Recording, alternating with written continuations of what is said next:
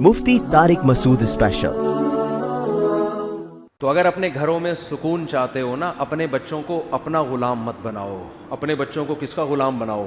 अल्लाह। वो अल्लाह के बनेंगे तो आपके भी बनेंगे। अपनी बीवी को किसका गुलाम बनाओ? अल्लाह का। वो अल्लाह की बनने के बाद आपकी बनेगी गुलाम। औरत को चाहिए अपने शौहर को किसका गुलाम बनाए? अल्लाह का। अल्लाह का बना दिया, आपके हुकूक अदा करेगा वो। हम डायरेक्ट अपना बनाने की कोशिश में किसी का भी नहीं बनने देते उसको। बाप चाहते हैं मेरा बच्चा मेरा बन के रहे, तभी बाप बहुत सी जगहों पर उसको शरीयत के खिलाफ बातों का भी ऑर्डर कर रहा होता है। बच्चे के दिल में लाशऊरी तौर पर ये बात आती है कि मेरे अब्बा मफाद परस्त हैं, ये अपना फ़ायदा चाहते हैं। तो जहाँ इंसान के दिल में ये आती है फिर इंसान लालची हो जाता है। तो बहुत ही नेक शरीफ होगा तो फिर भी हुकूक तो अदा करेगा वो, लेकिन इतने नेक मार्केट में शॉर्ट चल रहे हैं वो नहीं करेगा। और अगर आपने बच्चे को अल्लाह की ग़ुलामी सिखा दी और आपने बोला बेटा मैं भी किसी बात का हुक्म दूँ ना जो अल्लाह के हुक्म के ख़िलाफ़ हो, मेरे हुक्म को दीवार पे मार देना, तो मैं अजीब बात आपको बताऊँ, वो आपकी ऐसी ग़ुलामी करेगा अगर वो अल्लाह का बन गया। क्योंकि अल्लाह ने सबसे ज़्यादा हक़ अपने बात किसका रखा है? वालिदैन। लेकिन आप उसको जहाँ शरीयत की बात आती है ना, तो आपने उसको ये बावर कराना है कि जैसे तुम्हें मैं शरीयत का पाबंद बना रहा हूँ, खुद भी क्या कर रहा हूँ? बोलो, शरीयत को फॉलो कर रहा हूँ। मिसाल दे दूँ, एक मिसाल एक ही आ रही है मार्केट में, तो अब क्या करें, ज़्यादातर यही केसेस आ रहे हैं ना, तो जो आ रही है वही मिसाल दूंगा ना, जो आ रही है वही मिसाल दूंगा। माँ बाप बच्चे को मेरे सामने लाके हदीसें सुनाते हैं, देखो ये मेरी बात नहीं मानता, तो कुरान और हदीस में कितनी तरगीब है कि अब्बा की मान के चलो, है ना। तो मैं कहता हूँ कुरान और हदीस में तो ये भी है कि ये कह रहे शादी करो तो करा दो इसकी शादी, है भाई, ये अपने खर्चे पे कर रहा है, आपके खर्चे पे नहीं, करा दो ना, करने दो। अभी मुफ्ती साहब अभी ये बातें होती हैं, इस उम्र में ये बातें होती हैं। भाई इस्लाम तो कह रहा है कि 14-15 साल की उम्र में क्या हो गया? बालिग हो गया। तो इस्लाम तो इसी उम्र में तरगीब दे रहा है। तो बच्चा जब देखता है ना कि हमारे अब्बा को भी शरीयत वो वाली चाहिए जो अपनी मर्जी की हो, ये चीज़ें बच्चे नोट कर रहे होते हैं। अब्बा को वो वाले हुकूक चाहिए जिसमें अम्मा अब्बा की गुलामी करें। अब्बा कोई रिस्पॉन्सिबिलिटी उठाने के लिए तैयार नहीं है। गैस बिजली का बिल 6-6 महीने पड़ा रहता है, अम्मी हमारी मामू से उधार लेती हैं, फिर बिल जाके जमा कराती हैं। ऐसा हो रहा है मार्केट में, माएँ बेचारी उधार ले लेके गैस बिजली के बिल, बच्चों की तालीम, मियाँ मखनचू कुछ कर नहीं रहा, वो सिर्फ औलाद के पर जो माँ बाप के हुकूक हैं उस पर तकरीरें जा जाके सुना रहा होता है। तो फिर जब ये मुनाफकत वाला हिसाब चलता है, हम तो फिर भी औलाद को कहते हैं भाई, जैसा जब कुरान कह रहा है माँ बाप काफिर भी हों तो भी मान के चलो उनकी, हम तो फिर भी औलाद को यही तरगीब देंगे। लेकिन इंसान की ये नेचर नहीं है, जहनी तौर पर वो इस काम के लिए तैयार नहीं होता। और एक ख़ानदानी गड़बड़ें भी ख़ानदानी होती हैं बाज़ दफ़ा, बहुत आला नस्ल की गड़बड़ें। एक बहुत बड़ी बदमाशी घरों में ये होती है कि बड़ा भाई अपने बाप से तमीज़ से बात नहीं करता, लेकिन जब छोटा अपने बड़े भाई से बदतमीज़ी करे तो बड़े भाई को बहुत ज़्यादा गुस्सा आता है। ये भी मार्केट में होलसेल के हिसाब से हो रहा है। बड़े भाई छोटे को पता है कि मेरे अब्बा जब मेरे बड़े भाई से इंक्वायरी करें कि कहाँ से आ रहा है, तो भाई की पेशानी पे क्या आती हैं? लकीरें। इससे उसके दिल में भाई की अजमत, बड़े भाई की अजमत ख़त्म। फिर अब आप ये तवक्को करेंगे कि छोटा भाई बड़े का एहतराम करे, मार्केट में ऐसा नहीं होता, ये दिमाग से निकाल दो। बड़े को चाहिए, जो घर में सबसे बड़ा है ना, अगर आप में कोई है तो अपने बड़ों के सामने बिछ जाओ बिल्कुल, छोटों को दिखाने के लिए। समझ रहे हो कि यार अब्बा गलत भी कह रहे हैं तो मैं मानूंगा, इसलिए नहीं कि गलत है सही है, भाई अब्बा हैं। देखो सही बात तो छोटे की भी मानी जाती है ना, अब्बा की डेफिनेशन ये है कि वो गलत बात भी करें तो क्या कर लो, अब्बा होने की वजह से क्या कर लो, बोलो ना, मान लो, ताकि पता चले कि ये दोस्त नहीं है बल्कि क्या है, ये अब्बा हैं। अम्मा गलत बात भी करें तो बड़े को चाहिए क्या कर लें, अच्छा अम्मा ठीक है, चलो मान लेता हूँ, सही है। तो छोटे के दिल में ये होगा कि हमारे ख़ानदान की एक परंपरा यही है कि छोटे क्या करते हैं, बड़ों का एहतराम करते हैं, तो वो आपका भी एहतराम करेगा। तभी तो मैं लोगों से कहता हूँ जल्दी शादी करके जल्दी बच्चे पैदा किया करो। उसका फ़ायदा ये होगा कि आप अपने बच्चे जवान हो चुके होंगे और आप अपने माँ बाप की उन बच्चों के सामने खिदमत करके दिखाओगे उनको। समझ रहे हो? पहले ऐसा होता था कि आपके वालिदैन آپ کی موجودگی میں آپ کے دادا دادی نانا نانی کی خدمت کرتے تھے, ان کی کڑوی کسیلی برداشت کرتے تھے, ان کے آرام کا خیال کرتے تھے, جس سے آپ کے بچوں کو یہ ذہن بنتا تھا کہ بھائی ماں باپ کو ایسے پالا جاتا ہے. سمجھ رہے ہو؟ ماں باپ کو تو وہ ذہنی طور پر تیار ہوتے تھے کہ ہمیں بھی اپنے ابا کو بڑھاپے میں ایسے ہی پالنا ہے. اب شادیاں اتنی دیر سے ہوتی ہیں کہ دادا بننے سے پہلے آپ کا انا للہ ہو چکا ہوتا ہے, اور آپ اپنے بچوں کے سامنے اپنے ماں باپ کی خدمت کے قابل رہتے. بچوں نے بہت تھوڑا ٹائم دیکھا ہوتا ہے, اس میں وہ اتنا سیکھتے نہیں ہیں. ہم نے اپنے خاندانوں میں دیکھا ہے اپنے بڑوں کو نا, اپنے والدین کی بے تحاشا خدمت کرتے ہوئے دیکھا ہے ہم نے کہ ان کی کڑوی تھپڑ برداشت کر رہے ہیں. باپ نے جو ہے نا بڑی محفل میں بیٹے کے چانٹا مار دیا کھینچ کے تھپڑ, بیٹا ایک لفظ نہیں کہہ رہا, تو بیٹے کو یہ احساس ہوگا نا کہ میرا ابا اپنے باپ کا ایسا احترام کرتا ہے تو مجھے بھی اپنے باپ کا ایسے ہی احترام کرتا. انہوں نے دیکھا ہی نہیں ہوتا کہ ماں باپ کی خدمت ہوتی کیا ہے, کتابوں سے تھوڑی پتہ چلتا ہے. اگر ہر چیز انسان کتابوں سے سیکھتا تو قرآن کہتا کہ نبی کتاب دے کے چلے جائیں, بس آپ کا کام پورا. قرآن کہہ رہا ہے وَيُعَلِّمُهُمُ الْكِتَابَ, نبی کتاب سکھائیں گے, عمل کر کے دکھائیں گے, ایسے چلنا ہے اس پر. سمجھ میں نہیں آ رہی میرا خیال ہے بات, بہت مشکل ہے عمل کر کے دکھانا پڑے گا. سخاوت پہ 100 بیانات کر لیں, بچے سخی نہیں بنیں گے. بچے سخی اس وقت بنیں گے جب باپ کو پیسہ لٹاتے ہوئے دیکھیں گے. وہ نہیں آ رہی یار, رہنے دو, ختم کرو گے آپ اپنے بچوں کو بٹھا کے سمجھاؤ کہ دیکھو بیٹا میں مر گیا, تو بیٹوں کو سمجھا رہے ہوتے نا میری بیٹیوں کا خیال کرنا, سمجھا رہے ہوتے ہو نا, یہ سمجھانے کی چندہ ضرورت نہیں ہے. آپ بچوں کے سامنے ان کی پھپھو کا خیال کرنا شروع کر دو. سناؤ بچوں کو تمہاری پھپھو بیمار ہے یار, تم نے بتایا بھی نہیں. مجھے یاد ہے میرے ایک استاذ تھے کیا ہیں, اللہ ان کی عمر میں برکت دے. ہم تو کالج سے نکل کے آئے نا مدرسے میں, ہم بھی ہمارے گھر میں بھی اپنے والد کا بڑا احترام تھا الحمدللہ, ہمارا خاندان میں رواج تھا, لیکن اتنا نہیں جتنا ہم نے علماء کے ہاں دیکھا, وہ تو بہت ہی زیادہ تھا. وہاں سے میں نے احترام سیکھا, حالانکہ ابا کے احترام پہ بیانات ہم نے ابا سے بھی بہت سنے ہوئے تھے ٹھیک ہے نا, اور اس کے علاوہ بھی بہشتی زیور پڑھی ہوئی کتاب, بہت کچھ, لیکن نہیں تھا ہمیں. وجہ کیا, ہم نے اپنے دادا کو نہیں دیکھا کہ ہمارے ابا نے ہمارے دادا کی کیسے خدمت کی. ہمارے ابا بتاتے تھے کہ بیٹا ہم تو پنکھا لے کے اپنے والد صاحب کے سامنے بیٹھے رہتے. پہلے وہ ہاتھ والے پنکھے ہوتے تھے, گھنٹوں گھنٹوں ہوا دیتے تھے, تو ہم کہتے تھے بہت اچھا ماشاء اللہ. دیکھا تو نہیں تھا نا ہم نے, تو ہم سے تو نہیں ہوتا تھا گھنٹہ بیٹھے ہوئے ہوا دے رہے, یہ تھا ہی نہیں. یہ نئی نسل میں کہاں اتنی خدمت. ہم جب مدرسے گئے تو مجھے یاد ہے کہ ہمارے جو میرے پیر و مرشد بھی ہیں جن سے میں بیعت بھی ہوں, ان کے والد بالکل گنوار دیہاتی نا, بالکل بھی پڑھے لکھے نہیں. وہ آئے ہوئے تھے وہیں رہنے کے لیے نا, تو وہیں مدرسے میں تھے وہ. تو ہم لوگ کہیں بیٹھے ہوئے مطالعہ کر رہے ہیں, تو وہ ان کے والد صاحب آئے اور ایسے ہی کارپیٹ پہ لیٹ گئے اور سو گئے. ہم نے کہا ٹھیک ہے بھائی, آرام کا دل چاہ رہا ہوگا. تو میں نے دیکھا ہمارے جو استاذ ہیں نا, جن کے وہ والد صاحب بغیر تکیے کے ایسے ہی لیٹے لیٹے سو گئے. ہمارے جب استاذ آئے نا, تو میں نے پہلی دفعہ ان کو غضبناک ہوتے ہوئے دیکھا. حالانکہ ہم نے ان کی خدمت میں, جو اپنے استاذ ہیں نا, کئی دفعہ ان کی خدمت میں ہم سے بہت کوتاہی ہوئی. انہوں نے میرے ذمہ کوئی کام لگایا, میں بھول گیا, نہیں کیا, کبھی غصہ نہیں ہوئے, وہ کبھی بھی نہیں ہوئے. مجھے ایک دفعہ انہوں نے کہا یہ کام کرو, ہمارے کھوپڑی سے نکل گیا. انہوں نے کہا بھائی میں نے آپ سے کہا تھا یہ کام کرو, میں نے کہا چلو سو, بس ختم, کبھی غصہ نہیں.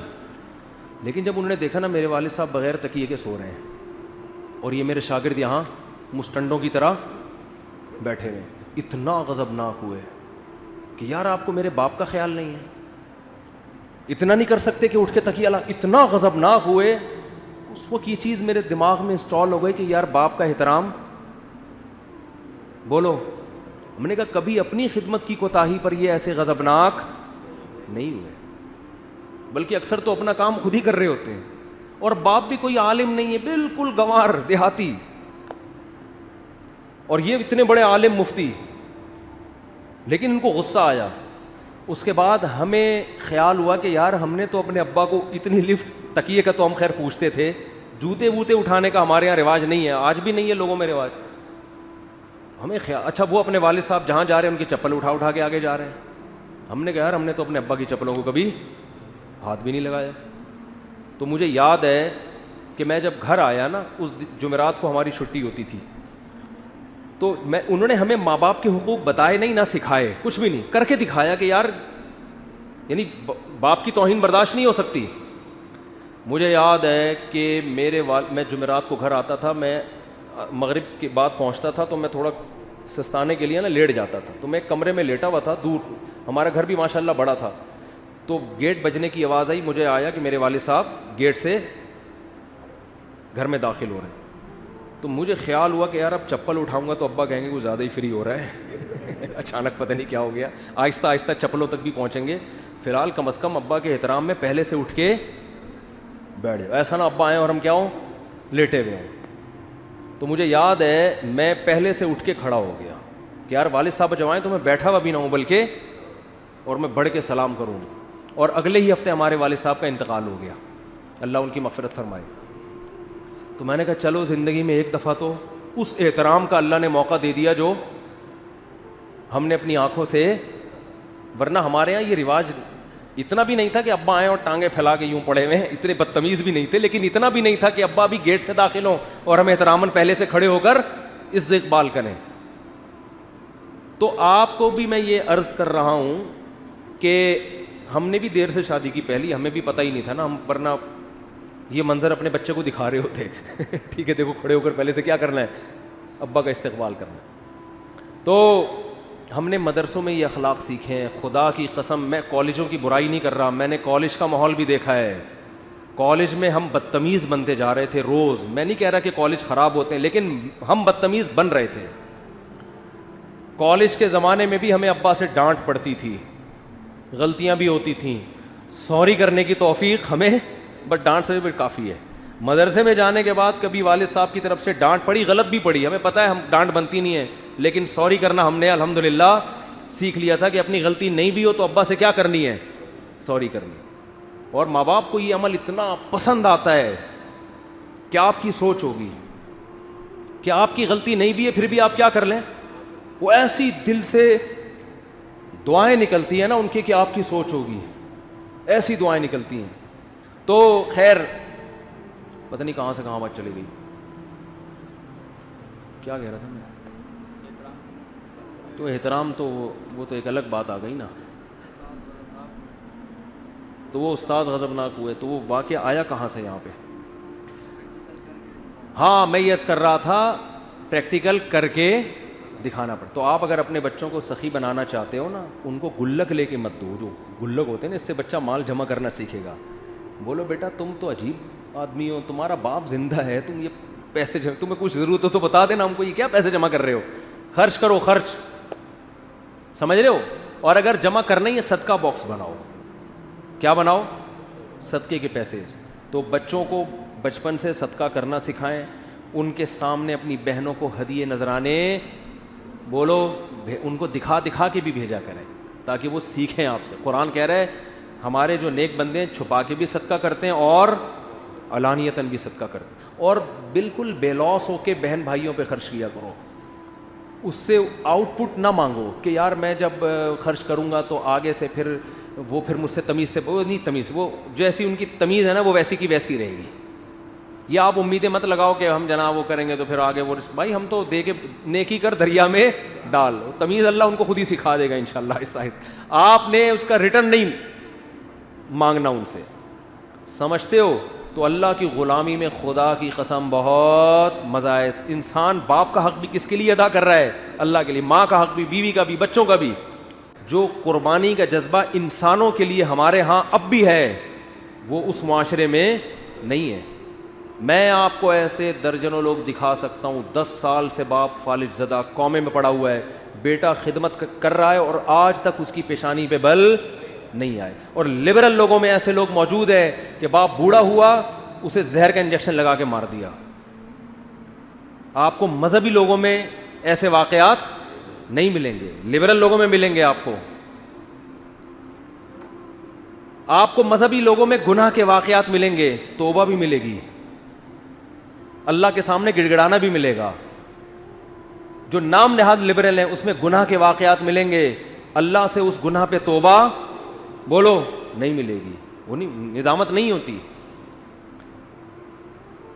میں نے ایسے بہت لوگ اپنی زندگی میں دیکھے ہیں, ہم نے بھی ایک عمر کا ایک حصہ گزار لیا, بیوی سے ایسی وفا کی ہے, ایسی وفا کی ہے, بڑے خوبصورت, ہینڈسم, پیسہ, ماں باپ نے کان پکڑ کے شادی کر دی, آڑھی ترچھی لے آئے گھر میں. اب کہا اب جب ہو گئی ہے تو ہماری قسمت, کوئی میچنگ کی نہیں ہو, پہلے ایسے ہی ہوتا تھا. ابا نے کان پکڑ کے جہاں شادی کر دی پہنا دی ابا نے نا, ساری زندگی وفا کی. پہلے تو یہی ہوتا تھا ساری زندگی. لوگ کہتے تھے یار یہ اتنا ہینڈسم پڑھا لکھا اس کی بیوی کو دیکھو, لیکن کیا کر رہے ہیں, طلاق کی طرف نہیں جاتے تھے, وفا کر رہے ہیں. بھائی زندگی گزاریں گے اس کے ساتھ. آپ دیکھ لیں اپنے باپ داداؤں میں, سارے جوڑ کے تھوڑے ہوتے تھے رشتے. اسی طرح الٹا معاملہ بھی ہوتا تھا. عورت کو میاں مل گیا, چلو بھائی اللہ نے اس کی رضا میں اپنی رضا رکھی ہے, بس کیا کرنا ہے, گزارا. کیوں؟ آخرت کا تصور کہ آخرت میں اس صبر پہ کیا ملے گا, بولو, اجر ملے گا, بدلہ ملے گا. ہمارے محلے میں ایک صاحب رہا کرتے تھے, انتقال ہو گیا, اللہ مغفرت فرمائے. ان کی بیوی 30 سال سے فالج میں اور پتہ نہیں مختلف بیماریوں میں, 30 سال انہوں نے اپنی زوجہ کے علاج میں لگا دیے, مگر آج تک ہم نے نہیں دیکھا کہ ان کی پیشانی پہ بل آیا ہو کہ یار میں شادی کر کے عذاب میں آ گیا. نہ نہ نہ, کہتے ہیں ہماری کیا ہے قسمت. شاید وہ ہمیشہ یہ کہتے شاید اللہ اسی پہ بخش دے بھائی ہمیں, شاید اللہ اسی پہ بخش. مجھے یاد ہے امریکہ سے ایک صاحب کا فون آیا, بیان سنتے میرا بڑے شوق سے نا.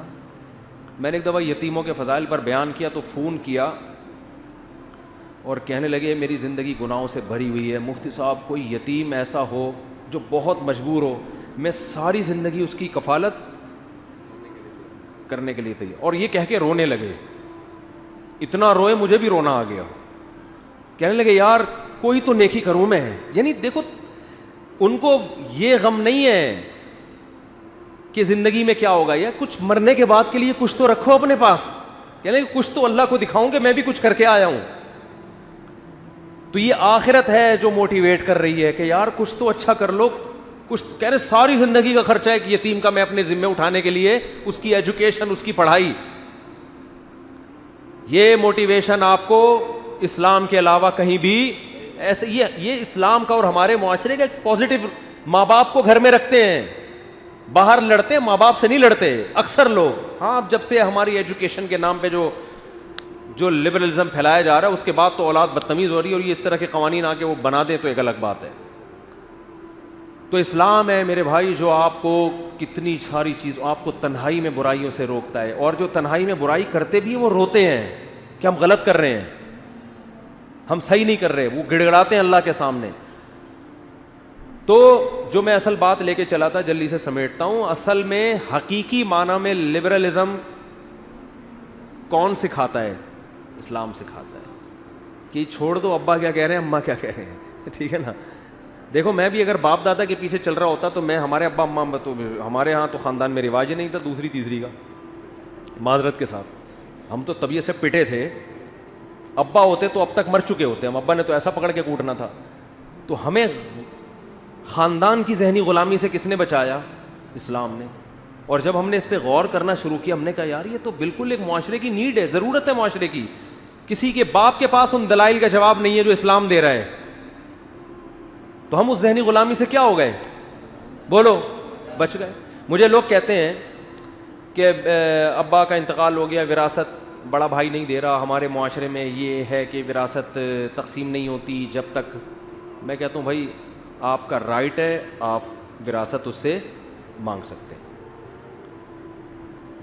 تو اگر ہم ذہنی غلام ہوتے تو ہم کہتے ہیں آپ کا کلچر جدھر کو لے کے جا رہا ہے آپ کیا کریں. تو بھائی ٹھیک ہے, بھائی کا احترام اپنی جگہ, مگر یہ تو نہیں کہ بڑا بھائی آپ کی وراثت غصب کر کے بیٹھ جائے, ایسا کرنے کی اجازت نہیں ہے. تو آپ یہ فیصلہ کرو کہ غلام کس کے ہو, سمجھ رہے ہو. اللہ کے غلام ہوگے تو مخلوق کے حقوق اور اچھے ادا ہوں گے. اور عجیب بات بتاؤں, جو اللہ کی محبت میں, اللہ کی غلامی میں مخلوق کا حق ادا کرتا ہے, مخلوق کی طرف سے بھی اچھا رسپانس ملتا ہے اس کو. اور اگر آپ اللہ کو درمیان سے نکال کے مخلوق سے جتنے مرضی تعلقات بحال کرو, مخلوق ایسی نالائق مخلوق ہے کہ آپ اس کے لیے کر کر کے آدھے ہو جاؤ گے, یہ آپ سے وفا نہیں کرے. یہ بتا دو, لوگ آئے دن شکایتیں آ رہی ہیں ہم اپنے بھائی سے اتنا اچھا سلوک کرتے ہیں لیکن ڈستا ہے وہ ہم کو, ہم نے تو یہ کیا, ہم نے تو یہ کیا. اگر جب اس کی طرف سے موقع آیا تو وہ ہمارا ساتھ نہیں دیتا. میں ان سے کہتا ہوں آپ نے اللہ کے لیے کیا ہوتا تو یہ ٹینشن نہ ہوتی آپ کو. لوگ سب مفاد پر کسٹمر سے اچھے اخلاق سے بات کر رہا ہے تو کسٹمر کیا اس کا غلام بن جائے گا؟ ہے بھائی, کسٹمر کو پتا ہے اپنی پروڈکٹ اس نے مارکیٹ میں اس کا چورن اسی طرح بکے گا. ٹھیک ہے نا. دیکھو نا ہوٹلوں کے باہر لوگ کھڑے ہوتے ہیں, آئیے آئیے آئیے. اب تو جو کراچی میں ہوٹل ہے نا وہاں باہر تک روڈ پہ آئے ہوئے ہوتے ہیں, please sir please sir please please. جو کر رہا ہے نا اس لیے نہیں کہ آپ اس کے کچھ لگتے ہیں, اس کو پتہ ہے گالیاں دوں گا تو کوئی بھی نہیں آئے گا. اگر وہ کہے الو کے پٹھے ادھر آ کے کوفتے کھا لے, کبھی بیٹھ کے ادھر بھی کھا لے, اگر ہمیشہ یہاں سے مجھے منہ چڑھاتا ہوا گزرتا ہے, اس اصولی طور پر تو اس کے اندر کے جذبات تو یہ ہوتے ہیں اندر جو ہے نا اس کے, کہ یار میں دیکھ رہا ہوں, میں یہاں سے ہمارے ہوٹل بھی ویسا ہی ہے, تو یہاں سے کراس کر کے وہاں جاتا ہے, اس کا کھانا بھی مہنگا, تو شرم ہی نہیں آتی. دل اس کا چاہتا ہے گالیاں لکھ کے آپ کی گاڑی پہ لگا دے, لیکن وہ ایسے بات نہیں کرتا. وہ کہتا ہے سر پلیز آئیے نا, آئیے پلیز. آپ دھکا دیتے ہوئے گزر جاتے ہو, ذرا بھی غصہ نہیں کرتا, تیری ایسی کچھ بھی نہیں. لیکن اس اخلاق پہ آپ کے دل میں اس کی محبت کے اتنے سے بھی جذبات پیدا نہیں ہوتے. آپ کو پتہ ہے یہ مفاد پرستی کی دنیا ہے بھائی. جہاں اس کا مطلب ہوگا تو سر سر کرے گا, جہاں مطلب نہیں ہے. مجھے یاد ہے ایک دفعہ بائک میری پنچر ہو گئی, روز پنچر ہو رہی تھی, اور ایک ہی پنچر والے کے پاس جا کے رکتی ہر دوسرے دن. پتہ چلا اس کمبخت نے تھوڑا پیچھے کیلیں ڈالی ہوئی ہیں میرے روڈ. میں نے وہ کیلیں دیکھی, ویسے تھینک یو کر رہا ہے, آئیے سر آپ پھر آ گئے. کیلیں پیچھے ڈالی ہوئی ہیں اس نے. تو مفاد پرستی کی دنیا ہے. ایک آدمی مجھے کہنے لگا یار میں مرنے والا ہوں, تو یعنی عمر میری زیادہ ہو گئی, تو میں سوچ رہا ہوں میری بیوی کے نام مکان کر کے مر جاؤں, پتہ نہیں بیچاری روڈ پہ ہی نہ آ جائے کہیں. لیکن مجھے ڈر ہے میں نے دے دیا تو آنکھیں ہی سر پہ نہ رکھ لے ہے بھائی. تو میں نے کہا کیا کر لے گی زیادہ زیادہ؟ کہہ رہے ہیں گھر سے نکال دے گی. میں نے کہا اتنا پیسہ ہے کہیں اور چلے جاؤ؟ کہہ رہے ہیں ہاں چلا جاؤں گا. میں نے کہا دے دو یار, زیادہ زیادہ نکال دے گی نا گھر سے. اسی حال میں مر گئے وہ تو بیچاری کہ کوئی پوچھنے والا ہے نہیں, تو اللہ اجر دے دے گا قیامت کے دن. یا تو تمہارے پاس کوئی دوسری رہنے کی جگہ نہ ہوتی, پھر تم نکالتے, تم کہتے لو بھائی ہم کس پہ آ گئے, روڈ پہ. تمہارے کو اللہ نے اتنے وسائل دیے ہیں, کہیں اور چلے جانا, مسجد میں آ جانا, ادھر سو جانا. یہاں پہ گارڈ کا کمرہ ہے ہمارا, اس میں صرف کھٹمل کا پرابلم ہے, باقی کوئی پرابلم اس میں, لیکن وہ بھی کارپیٹ نکالا ہے تو سنا ہے کہ کھٹمل ختم ہو گئے اس کو. تو میں نے کہا لائف کو انجوائے کرو, اب دے دو بیچاری کو یار. ہاں جوانی میں تھوڑا منع کرتا ہوں کہ ابھی افورڈ نہیں کر سکے گا نا آدمی, ایک دم سے دے دیا پھر وہ آنکھیں یہاں رکھ لی, آپ کو گھر سے باہر نکال دیا. لیکن اگر اللہ نے وسائل دیے ہیں دے دو یار, اگر اللہ نے اتنے وسائل دیے ہیں دے دو.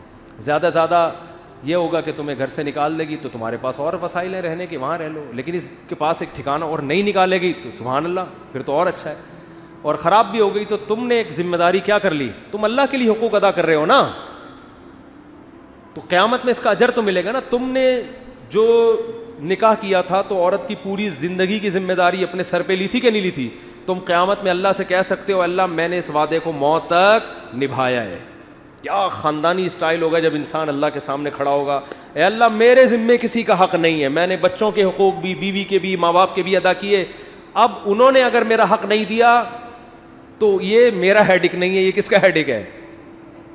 بولو ان کا. حدیث میں آتا ہے, بس ایک حدیث سنا کے بیان ختم کرتا ہوں. ایک صحابی نے کہا یا رسول اللہ میں اپنے بھائی سے اچھا سلوک کرتا ہوں مگر وہ پھر بھی بد کلامی کرتا ہے. تو آپ نے فرمایا اگر تم سچ کہہ رہے ہو تو حدیث کا مفہوم ہے تم تو جنت کما رہے ہو صلہ رحمی کر کے, اور وہ اپنے لیے جہنم کی آگ کے ٹکڑے جمع کر رہا ہے. تو ایسی عورت کو اللہ خود ہی انتقام لے لے گا اس سے. تو اس لیے اللہ کے لیے دوسروں کے حقوق ادا کریں, اس میں بالکل بے لوس ہو کے, سمجھ رہے ہو, اس کا اپنا مزہ ہے, کیونکہ جس کے لیے کر رہے ہیں وہ بہرحال ہمیں دیکھ رہا ہے. ایک اور مثال دے دوں, آپ کو کسی سے عشق ہو جائے اور اس کی وجہ سے آپ پٹ رہے ہو, تو اس پٹائی میں تکلیف اس صورت میں ہوگی جب آپ کو پتا ہے کہ معشوقہ دیکھ نہیں رہی, پھر ایک ایک تھپڑ بہت زور سے لگے گا. لیکن آپ کو پتا ہے جس کے لیے پٹ رہا ہوں وہ محبوب مجھے کھڑکی سے دیکھ رہا ہے, تو ہر تھپڑ میں مزہ آئے گا کہ نہیں آئے گا؟ کو پتا ہے میری ویلیو بڑھ رہی ہے کہ یار میرا عاشق میرے لیے اتنی قربانی دے رہا ہے, تو آپ کا دل چاہے گا اور رکھ رکھ کے مارو, ٹھیک ہے نا, اور رکھ رکھ کے مارو.